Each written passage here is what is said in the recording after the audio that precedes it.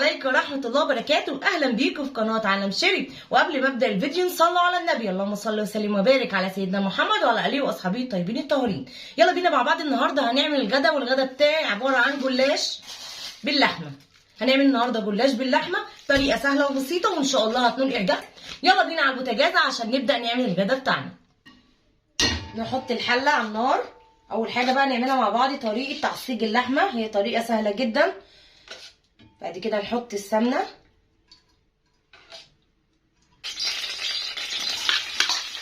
نسقط البصل،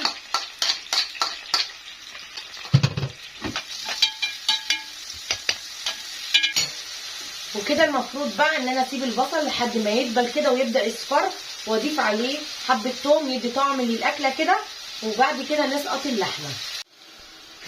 وكده بقى احنا نبدا نحط الثوم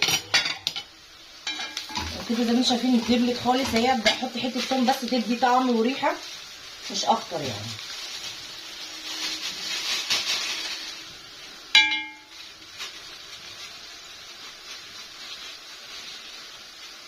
اهي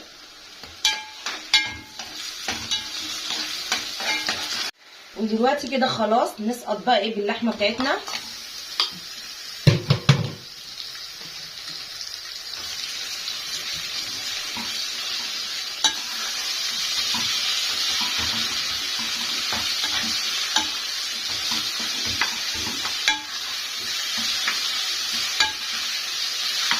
اهي نسيبها بقى لما بقيت اللحمه تفك المجمده لانها كانت في الفريزر وتشرب الميه بتاعتها، وبعد كده نبدا نحط التوابل بتاعتنا.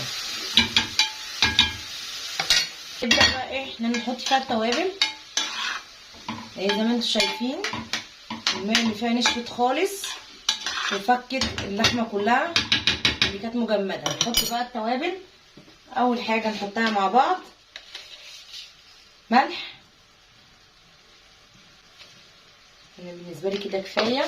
كزبره مش كتير. ادي كده توابل اللحمه.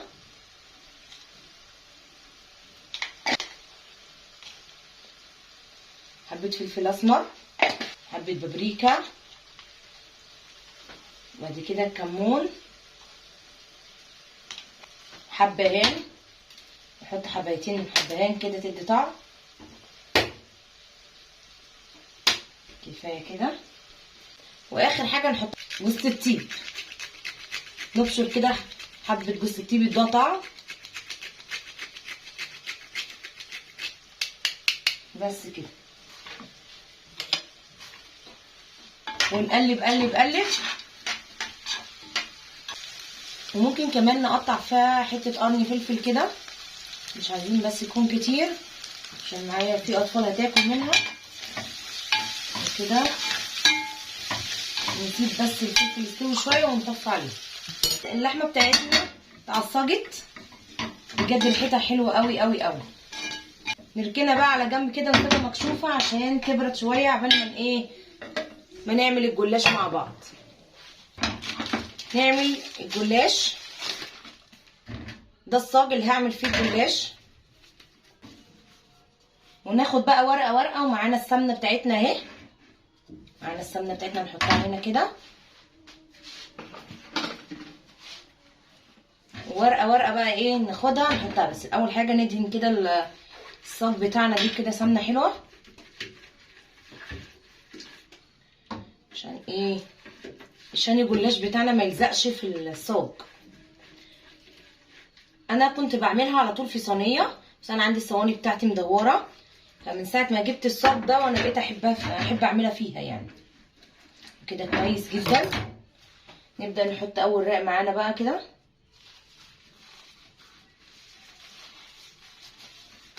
اول رق معانا كده بسم الله. بصوا هوريكم كده من الناحيه التانيه. بصوا اهي انا بحب اسيب كده طرف منها هنا كده عشان بتني، عشان اللحمه ما توقعش يعني. كده حلو قوي. ندهن سمنه.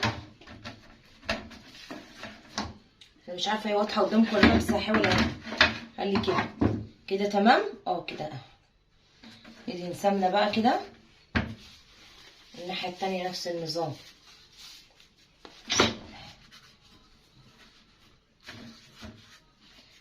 نسيب طرف بردك كده عشان ايه نتنيه يغطي اللحمه. وندهنها سمنه وهكذا الرق التاني، نعمل نفس النظام كده الرق التاني كده، وندهن سمنه يعني، ولا كتروا السمنه قوي ولا تقللوا السمنه قوي، عشان لو قللتوا السمنه هيطلع طري مش هيطلع مقرمش، واحنا من النوع اللي بنحب الجلاش مقرمش. وما كتروش السمنه قوي عشان ما يهمش على النفس يعني.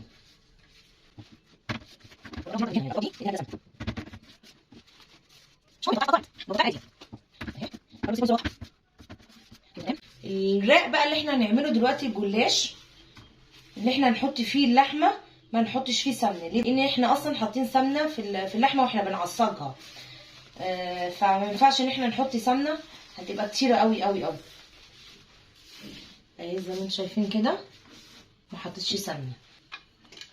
نحط بقى اللحمه بتاعتنا وايه ورق اللوري مش عايز يخلص، نحاول بردك ما ننزلش بالسمنه، نصفيها كده.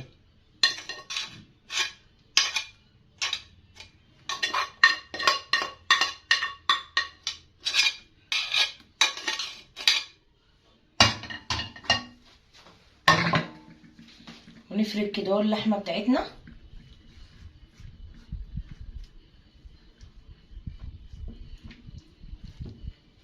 نوزعها في الصاج كله زي ما انتم شايفين اهي. وزعنا اللحمه كلها المعصجه على الجلاش. نعمل ايه بقى الخطوه دي بقى؟ هنعمل كده عادي بقى، مش هنطلع الجلاش بره، ونحط عليها حبه سمنه بسيطه كده عشان بس الرق ده ايه خفيف. ونعمل الرق التاني، وده كده الرق التاني اهو اللي قدامها، ده الرق اللي قدامها بقى ايه برضك نحط سمنه فيه. بصوا بقى الحبه اللي احنا تنيناهم هنتنيهم كده من الناحيه دي، والناحيه التانيه نفس النظام. ليه بقى؟ اقول لكم ليه دلوقتي. عشان اللحمه بتاعتنا ما توقعش، وما نيجي ان احنا نطلعها كده المفروض ان احنا نعملها كمان من الجوانب الناحيه دي، بس الجلاش جاي المره دي مقطع فما ساعدنيش ان انا اعمل كده. ان احنا لما نيجي نقطع الجلاش اللحمه ما توقعش من الاطفال او انت بتقدميها لحد وكده. ايه بقى احنا ناخد الاطراف دي كده نعملها سمنه عشان تطلع مقرمشه، نحط فيها سمنه زي ما انتم شايفين كده. نكمل بقى عادي، وبعد كده خالص نكمل بقى ما نطلعش تاني الجلاش بره، نحطه عادي زي ما هو كده كله زي ما انتم شايفين كده. اكمل بقى بقيه الجلاش اللي معايا وارجع لكم. ودلوقتي بقى خلصنا اخر رق معانا في الجلاش، هندهنها سمنه برضك كده عشان يطلع مقرمش. طبعا انا حطيت شربتها سمنه عشان تطلع مورقه كده، ورقه بورقتها كده، ما تطلعش مركومه كده ومش محمصه، لان احنا بنحب الجلاش محمص كده. كفايه خلاص. هنبدا بقى نقطعه قبل ما الفرن بتاعنا يسخن. نقطع كده عشان لازم نقطع الجلاش قبل ما نحطه في الفرن.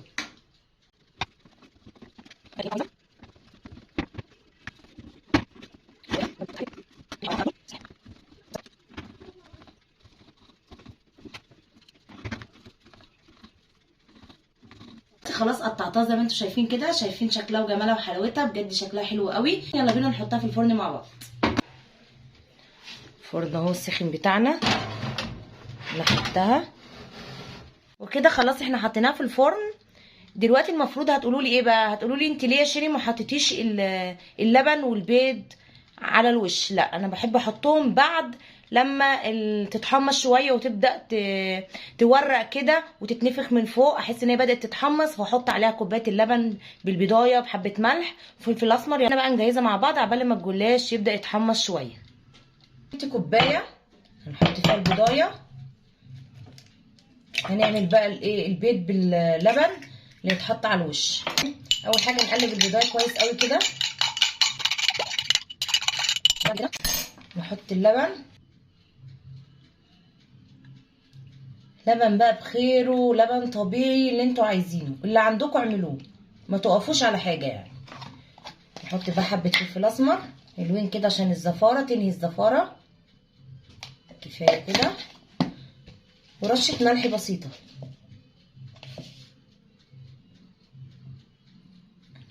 برضه كفايه كده. ونقلبها. واخر حاجه نحطها بقى حبه زيت، حبه زيت بصوت كده. حبه الزيت دول بردك بيخلوا لك الجلاش ما يبقاش ملكوم كده، يورق اكتر. هما مش حبه كتار قوي، هما كده حلوين قوي. بصوا بقى، شايفين دلوقتي الجلاش بدأ يورق ازاي واتنفخ من فوق، وبدأ ان هو يبان ان هو محمص في الصمعين.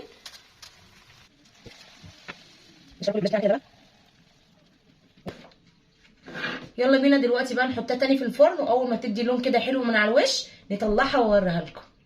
وبكده خلاص صينيه الجلاش جهزت، ولونها بقى خرافه. شايفين جمالها وريحتها حلوه قوي قوي بجد والله. وهي في الفرن جوعتني، حسيت ان انا عايزه اكلها دلوقتي حالا حتى وهي لسه نيه. شايفين الحلاوه والجمال ده؟ سامعين؟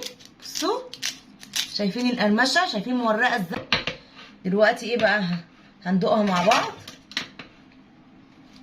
بسم الله. ناخد لنا في القطعه دي.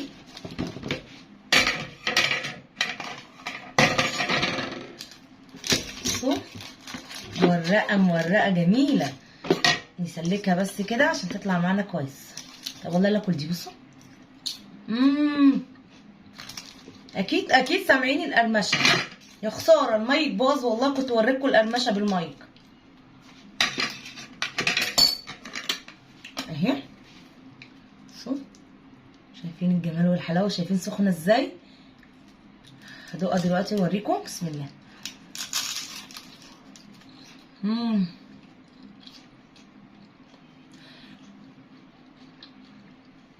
سخنه قوي بس طعمها بجد خرافه بجد والله، طعمها حلو قوي قوي قوي. وكده خلصنا الفيديو بتاعي. يا رب يكون عجبكم. لو عجبكم الفيديو بتاعي اكتبوا لي تحت في الكومنتات، وانا ان شاء الله هعمل لكم فيديوهات من دي كتير جدا وهتعجبكم. بس قبل ما اختم الفيديو ما تنسوش اللايك والشير وسبسكرايب عشان مش هكبر الا بيكم انتوا. سلام.